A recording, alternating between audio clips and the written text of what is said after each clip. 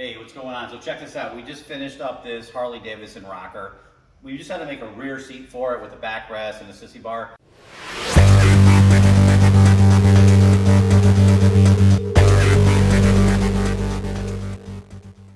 These are very challenging bikes to do. A lot of times in the past, we've made seats that have these giant frames that come off, like you see even Harley has them, where the rear passenger sits super high in the back. They're horrible looking. It's a cool looking bike.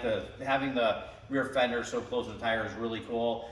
The challenge about this one is, like, I don't know how comfortable this is going to be. I can't imagine it be. It has to be like riding on a rigid bike.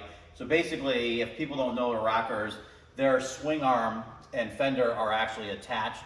So the whole fender, bounces up and down every time you hit a bump. This seat is foamed, like thick foam. So every time you hit a bump, it pushes the rider forward. That's why a lot of times you'll see these where the seats don't even touch the fender. There's actually a huge gap. With this bike, they wanted it right on there. So every time you hit a bump, this seat's gonna go up and down. So the rear passenger is gonna bounce around a lot. So what we end up doing, because this rear fender does not have any inner struts, it has kind of like a pressed metal strut in the middle, but it's really flimsy.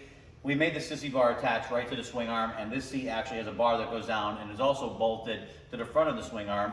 The seat itself is kind of floating above the fender where it's bolted to the sissy bar and to the frame. So even though it's a little close here, there's still a little bit of a gap. The reason we did that is I don't really want the rear passenger pushing down on the fender just because it's really not that strong. So now all the weight is supported by the sissy bar and by this metal frame structure seat pan. So when you sit down, you don't bark up your rear fender and you don't put the weight on there, which is gonna end up bending the